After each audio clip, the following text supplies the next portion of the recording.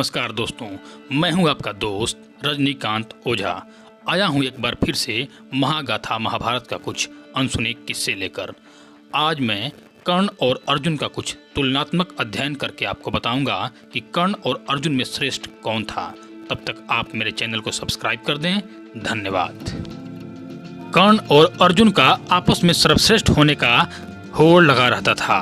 यह सत्य है कि विराट युद्ध में अर्जुन ने समस्त कौरव सेना को पराजित कर दिया था, लेकिन इस युद्ध को निर्णायक युद्ध बिल्कुल नहीं मानेंगे, क्योंकि इस युद्ध में अर्जुन ने सम्मोहन अस्त्र का प्रयोग किया था, जिससे द्रोण, भीष्म, कर्ण इत्यादि सारे योद्धा मूर्छित हो गए थे।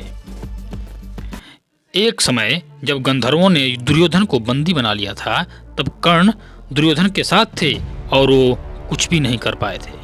फिर अर्जुन और भीम ने दुर्योधन को छुड़ा लिया था, लेकिन इस पैमाने से भी यह सिद्ध नहीं होता है कि अर्जुन कर्ण से शक्तिशाली थे, क्योंकि वहाँ भी युद्ध नहीं हुआ था।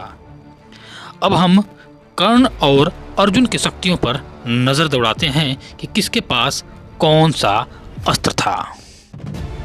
अर्जुन और कर्ण के पास में अनेकों दिव्यास्त्र थे।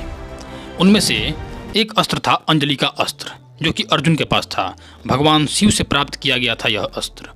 अर्जुन ने कर्ण का वध करने के लिए इसी अस्त्र का संधान किया था। पशुपति अस्त्र, यह अस्त्र अर्जुन के पास था, जो कि महादेव का अमोघ अस्त्र था, जिसका कोई तोड़ नहीं था। यह सभी अस्त्रों में श्रेष्ठ था तथा मन, वाणी और सोचने के ऊपर चलता था। ब्रह्मास्त्र तो कर्ण और अर्जुन दोनों के ही पास था, लेकिन वास्तविक शक्ति इंद्रदेव ने कर्ण को दिया था, जिसका सिर्फ एक ही बार अनुसंधान किया जा सकता था। यह शक्ति उसने अर्जुन को मारने के लिए रखी थी, लेकिन महाभारत युद्ध में घटोत्कच ने इतना हाहाकार मचा दिया कि यह अस्त्र को घटोत्कच के ऊपर छोड़ना पड़ गया था और उसके प्राण निकल गए थे। भार्गवास्त्र, यह एक ऐसा अस्त्र था जो सिर्फ कर्ण के पास था। इस अस्त्र से हजारों इंद्रास्त्र जैसे अस्त्र निकलते थे। जब कर्ण ने महाभारत युद्ध में अर्जुन पर यह अस्त्र का अनुसंधान किया था, तो कृष्ण भगवान ने अर्जुन को वहां से हटा दिया, जिससे अर्जुन के सामने ही कर्ण ने पांडवों के एक अक्षौणी सेना का नाश कर दिया था।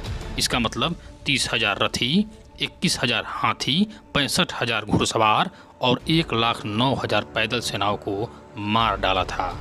अर्जुन चाहते तो इस अस्त्र के तोड़ के रूप में पशुपति अस्त्र चला सकते थे, लेकिन पूरे संसार में हाहाकार मचने की वजह से भगवान कृष्ण ने मना कर दिया।